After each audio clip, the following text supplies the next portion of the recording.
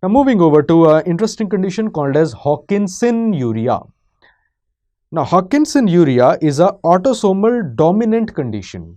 There is a gain of function mutation in the HPD gene which causes partial reduction in the 4-hydroxy-PPD activity. See, if there is complete absence of 4-hydroxy-PPD, it will cause tyrosinemia, right? One variant of tyrosinemia. If there is partial reduction, what will happen is it will form incomplete kind of metabolites. These metabolites will react with glutathione in the body to form abnormal amino organic acids. One of them is Hawkinsin.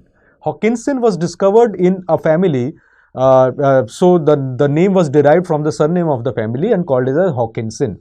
So what exactly is happening here is, look at this diagram. Okay, phenylalanine, tyrosine, 4-hydroxyphenyl pyruvate, then this will get converted into 2,5-dihydroxyphenyl pyruvate, which will form homogenesic acid, right?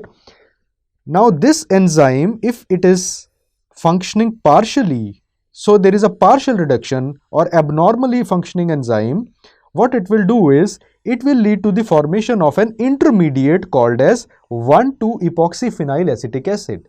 This will react with glutathione present normally in the body to form an abnormal organic acid